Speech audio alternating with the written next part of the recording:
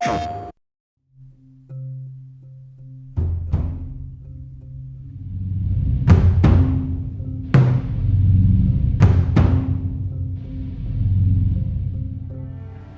really want to make sure that there's that contrast between the negative space and then the high tension spikes. You need the exploration, you need the scavenging, you need something to say like, okay, I'm setting a certain tone and a patina here so that then we can contrast that with some stark like changes. We need the intensity to strike a different chord. That only works if you have the negative space to play off of. We wanted you to be forced to make some choices in the world that showed how depleted the resources were. You know the drill. Look around, see if there's anything we can use. And we really wanted to give you a reason to go explore this space. It's like, well, you need to look for supplies that will help you survive another day in this world. Throughout the world, the player finds all sorts of different pieces of items, such as rags, alcohol, bits of broken blades, bindings, and you can combine these together in different ways in order to create items that are useful for surviving in this world.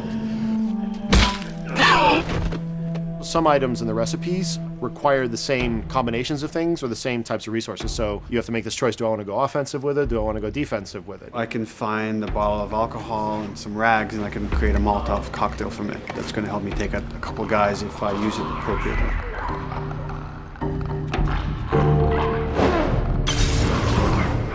Or I could use those same ingredients and craft a med kit.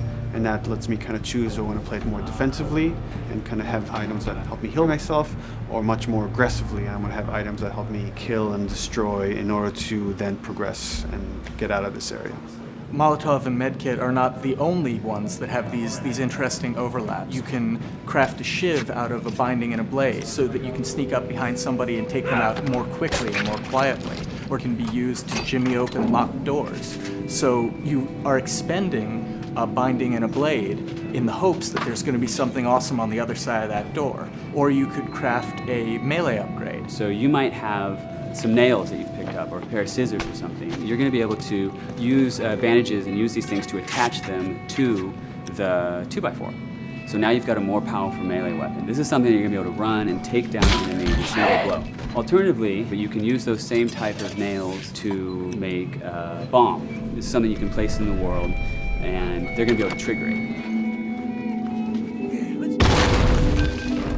Since resources are limited, you stealth past an encounter, you're not getting the stuff that was encountered. Not just the stuff off the guys that you would have taken down, but also in terms of what's in the environment for you to scavenge.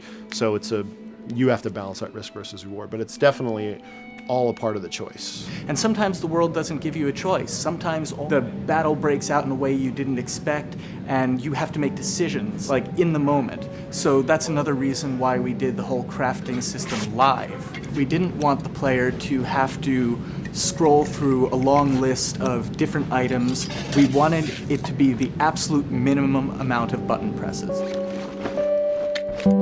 The thing that I hate about any game's UI is when it pulls you out of the game for too long. So that was a challenge to reduce it all to like that half of a screen, and you want to see Joel, you want to see like what's going on around him, and be aware of what's happening so you don't have, an infected run up on you and start beating on you when you're crafting shivs and stuff. So we needed to make it streamlined and fast enough that you felt like you could take just that moment and be able to craft that thing that's going to mean your survival in the next 30 seconds or your failure to survive.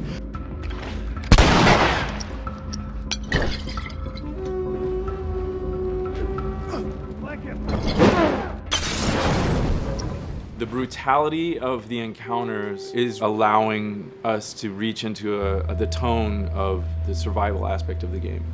When something comes up in their way, whether it's a human or infected, then Joel and Ellie, you hear them whisper to each other and you see their animations change, everything, their whole demeanor reacts to the scenario in front of them. And that's the same feeling we want you to have when you're holding that joystick. It's just like, oh, okay, what do I have in my inventory? How many are there?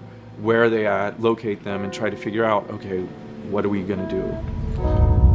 Joel, there's something over there.